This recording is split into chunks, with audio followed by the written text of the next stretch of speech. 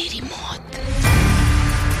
ये सुनकर विराट के रोंगटे खड़े हो जाते हैं और वो झट से उससे दूर हटने लगता है। पर उसी वक्त यक्षिणी उसे अपने दोनों हाथों से पकड़ लेती है और कहती है, अभी कहाँ जा रहे हो प्रियतम? मेरी प्यास अभी बुझी नहीं है।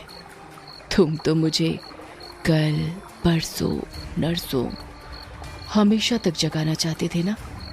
क्या हुआ, थक गए या डर गए मेरा असली रूप देखकर?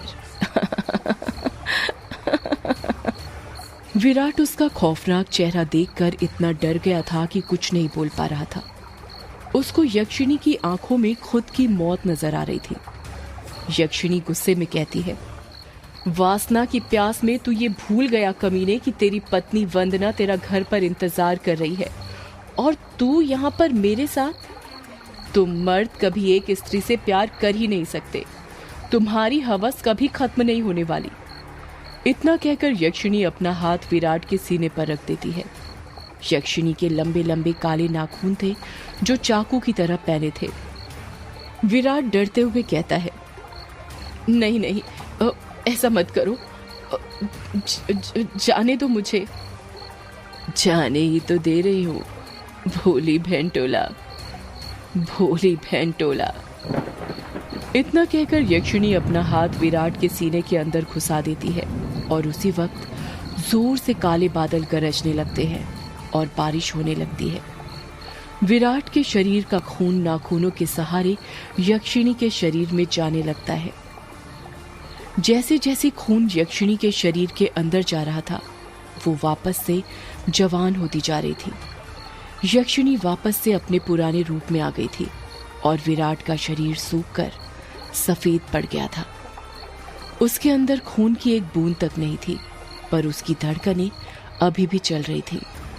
यक्षिणी अपना मुंह विराट के कान के पास ले जाती है और फुसफुसाते हुए कहती है, राम रो न राम रो, राम रो न राम रो।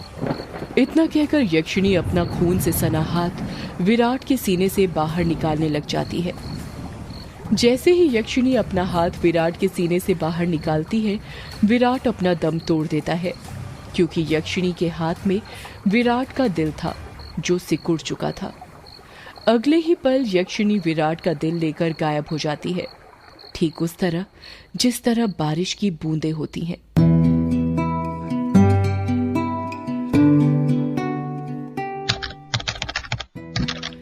टाइपराइटर के बटन दबने की आवाज सुनाई दे रही थी।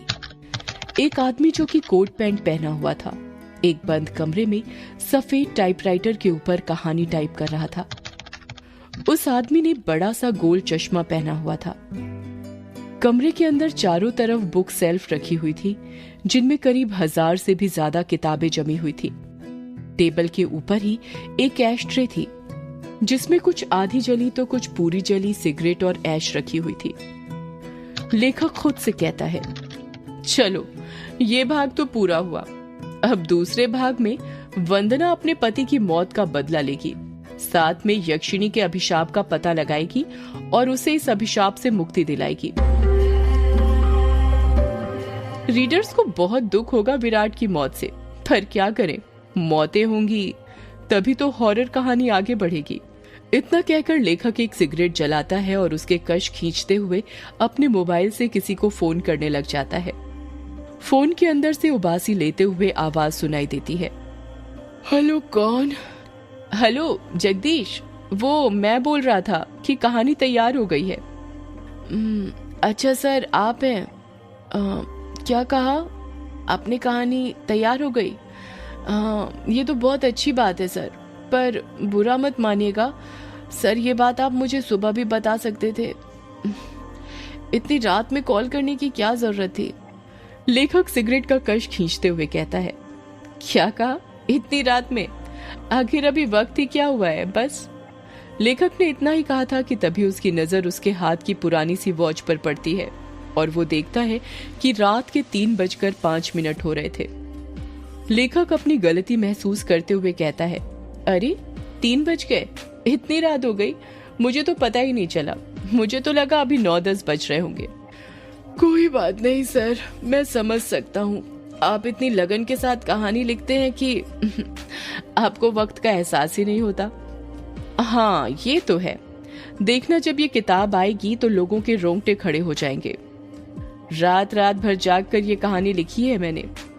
वो तो होनी ही है सर, आखिर आपकी कहानी में जान होती है, इतनी जान कि सोए हुए मुर्दों को भी जगा दे और उनको भी कहानी सुनने के लिए मजबूर कर दे। वैसे अभी जो कहानी आपने लिखी है उसका नाम क्या है? इस कहानी का नाम है यक्षिणी, एक डायन। मोबाइल के अंदर से हैरानी के साथ आवाज सुनाई देती है। क्या कहा सर? यक्षिणी? हाँ, यक्षिणी। क्या हुआ, तुम इतने शॉक्ड क्यों हो रहे हो? सर, मैंने सुना है ये जो यक्षिणी है ये आपके गांव के पास जो किश्नोई नदी है वहां पर घुमा करती है और मर्दों के साथ वो सब, यानी वही सब करके उन्हें मार देती है। हाँ तो सर, आपको डर नहीं लगता जिस गांव में यक्षिणी घूमती है वहीं पर रहकर उसके बारे में कहानी लिखकर अगर यक्षिणी ने आपको कुछ कर दिया तो? जगदीश, यक्षिणी इतनी बुरी नहीं होती जितना गांव के लोग और तुम सब समझते हो। मतलब ये कि यक्षिणियां बहुत अच्छी होती हैं, इतनी अच्छी कि दूसरों की खुशी के लिए अपना सब कुछ कुर्बान करने के लिए तैयार हो जाएं। पर कभी कभी जिंदगी में कुछ ऐसी घटना घटती है कि आपकी पूरी जिंदगी बदल जाती है। कैसी घटना सर? मैं कुछ समझा नहीं। पौराणिक मान्यताओं के अनुसार हमारे ब्रह्मांड में अनेक लोक हैं जिसमें देवी देवताओं, सुर असुर, राक्षसों का वास होता है। इन सभी लोकों की दूरी पृथ्वी से अलग अलग है। कहा जाता है कि इन सभी लोकों में विष्णु लोक सबसे ऊपर है और सबसे निचला लोक यक्ष, यक्षिणियों और अप्सराओं का है जो पृथ्वी से सबसे नजदीक हैं। जो लोग पृथ्वी के सबसे नजदीक हैं उस लोक के देवी देवताओं की पूजा करने से वो देवी देवता जल्दी प्रसन्न होते हैं। जगदीश बीच में ही बोल पड़ता है। ऐसा क्यों सर? उस लोक के देवी देवता इतनी जल्दी प्रसन्न क्यों होते हैं? क्योंकि लगातार ठीक दिशा और समय पर किसी मंत्र की साधना करने से